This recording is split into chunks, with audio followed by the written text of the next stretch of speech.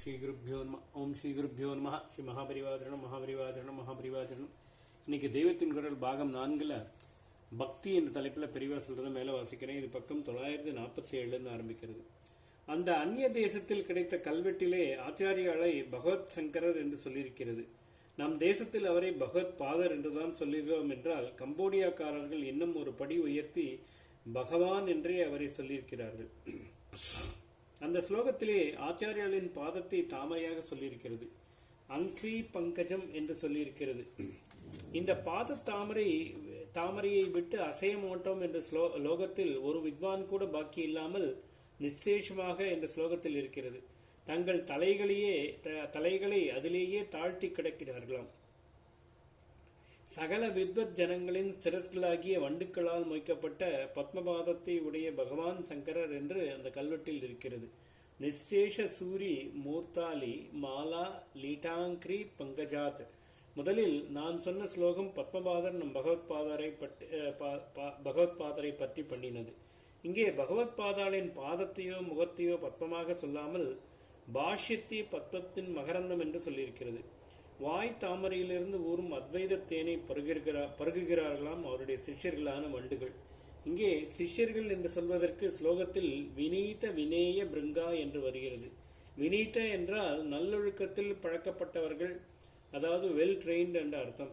பிருங்கா என்றால் வண்டு கூட்டம். சிஷ்யன் என்பதற்கு வினேயன் என்று போட்டிருக்கிறார்.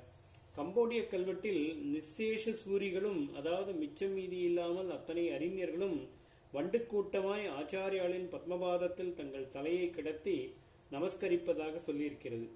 மூர்த்தா என்றால் தலை. மூர்த்தாலி மாலா, மூர்த்தாக்களாகிய அலிமாலா என்றால் வண்டு கூட்டம். அலி என்றால் வண்டு. பத்மபாதர் வாய் பத்மத்தை சொல்லாமல் பாஷ்யத்தேனை மட்டும் சொன்னார்.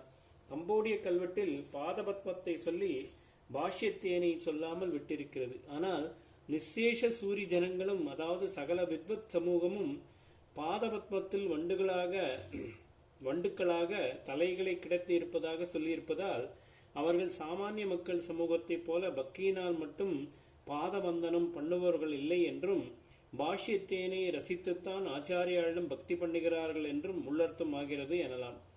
பாதத்திலிருந்து பாஷ்யம் வந்ததாக சொல்வது பொருந்தாதென்பதாலேயே பாதபத்மம் என்று மாத்திரம் சொல்லி பாஷ்ய மகரந்தத்தை ஊகித்துக் கொள்ளும்படியாக விட்டிருக்கிறது. அப்பைய தீட்சிதர் ஆச்சாரியலின் மேல் செய்துள்ள கதபிதா பூர்வாச்சாரியான் என்ற ஸ்லோகத்தில் அவருடைய, அதாவது ஆச்சாரியாளுடைய வாயான பத்மத்திலிருந்து வெளிவரும் அத்வைத சுக்தி பெருக்கு நம்முடைய பிறவி பிணியை போக்குகிறது என்று சொல்லியிருக்கிறார். சுக்தி என்பது உக்தி, அதாவது உத்தமமான வாக்கு. அதிகதபிதா பூர்வாச்சாரியான் உபேத்திய சகசிரதா சரிதிவ மஹீன் பாகான் சம்பிராப்ய சௌரி பதோத்கதா ஜயதி பகவத்பாத ஸ்ரீமன் முகாம்போஜ நிர்கதா ஜனனஹரணி சுக்திர் பிரம்மாத்மைக பராயணா. இங்கே வாய் தாமரையையும் அதிலிருந்து பெருகும் பாஷ்ய உபதேச பெருக்கையும் சொல்லியிருக்கிறது. ஆனாலும் இது தேன் பெருக்கு என்பதை குறிப்பிட்டு காட்ட இதிலே வார்த்தை இல்லை. ஆனால் பத்மத்திலிருந்து தேன் இல்லாமல் வேறென்ன பெருகும்? இதை ஊகிப்பது கொஞ்சம் கூட கஷ்டம் இல்லையே.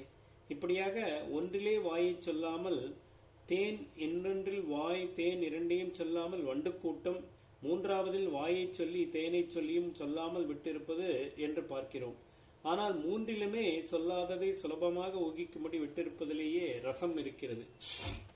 இவற்றில் பத்மபாதர் சிஷ்யர்களை வினேயர்கள் என்பதுதான் நம் ஷட்பதி விஷயத்துக்கு சம்பந்தமானது.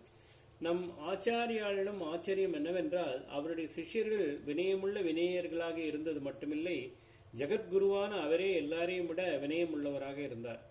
ஆச்சாரியால் சௌந்தரிய லகரி என்று செய்திருப்பது தெரிந்திருக்கும். பக்தி, கவித்துவம், பாஷை அழகு, தத்துவ சிறப்பு, மந்திர சாஸ்திர விஷயங்கள், ஓமை முதலான அணிகள் அத்தனையும் ஈடினை இல்லாமல் சேர்ந்திருக்கிற பரம உத்கிருஷ்டமான ஸ்தோத்திரம் அது. அதோடு கூட அதற்கே அபாரமான மந்திர சக்தியும் இருக்கிறது. இப்பேற்பட்ட ஒரு கிரந்தத்தை பண்ணினவருக்கு எவ்வளவு தற்பெருமை ஏற்பட்டாலும் அது நியாயம்தான். ஆனால் நம் ஆச்சாரியர்களுக்கோ லவவேசமாவது இப்படிப்பட்ட தற்பெருமை, தாம் பெரியதாக ஒன்றை சாதித்து விட்டோம் என்ற அகம்பாவம் இருந்ததா? இல்லவே இல்லை. சௌந்தரிய லகரி முடிவிலே அவர் வினயமே வடிவாக மன்னிப்பு கேட்கிற பாவனையில் அம்பாளிடம் சொல்கிறார், அம்மா, சப்த சமுத்திரமாக பாக் சமுத்திரமாக இருக்கப்பட்ட உன்னை பற்றி ஏதோ இந்த 100 ஸ்லோகம் பண்ணி உன்னை வர்ணிக்க நான் முயற்சி செய்திருக்கிறேனே, இது எப்படி தெரியுமா இருக்கிறது? ராமேஸ்வரத்திலே சேது தீர்த்தத்திலே பக்தர்கள் சமுத்திர பூஜை பண்ணுகிற போது அந்த மகா சமுத்திரத்திலிருந்தே ஒரு கை ஜலத்தை அள்ளி அதற்கே அபிஷேகம் செய்வதாக ஒரு உபச்சாரம் செய்கிறார்களே, அந்த மாதிரிதான் இருக்கிறது என்கிறார். இதேபோல் பரம பவ்யமாக இன்னும் 3 உதாரணமும் கொடுக்கிறார். இப்படி பரமேஸ்வராவதாரமாக இருந்த போதிலும் வினயமே வடிவாக இருந்த ஆச்சாரியால் ஒரு சக்தியும் இல்லாமலே அடக்கமில்லாமல் தெரிகிற நம்மோடு சேர்ந்து நின்று கொண்டு நமக்கு பிரார்த்திக்க சொல்லிக் கொடுப்பதற்காகவே அவினயம் அபநய என்று வினயமின்மையை போக்குவாயாக, என் வினயமின்மையை போக்குவாயாக என்று ஷட்பதி ஸ்லோகத்தை ஆரம்பிக்கிறார். அடக்கம் ஒன்று வந்துவிட்டால் போதும், பாக்கி எல்லா நல்ல குணங்களும் அதன் பின்னே தானாக வந்துவிடும். அடக்கம் அமரருள் ஒய்க்கும் என்று திருவள்ளுவர் கூட சொல்லியிருக்கிறார். பள்ளிப்பருவத்திலேயே வினயத்தில் பழக்கிவிட வேண்டும். 5 விளையாதது 50 வளையாது. வயசேறி பல விஷயங்களை தெரிந்து கொண்டு யௌவனம், பதவி, பணம், பலம் என்று தேடிக்கொள்கிற போது வினயம் வருவது ரொம்ப கஷ்டம். ஆனதால் சின்ன வயசிலேயே இதில் பழக்கிவிட வேண்டும். மாணாக்கன் என்று சொல்லப்படுகிறவனுக்கு வினயன் என்றே அதனாளில் பெயர் வைத்திருந்தது இந்த தத்துவத்தை தான் காட்டுகிறது. ஓம் ஸ்ரீ குருப்யோ நமஹ. ஸ்ரீ மகாபரிவாஜனம் மகாபரிவாஜனம் மகாபரிவாஜனம்.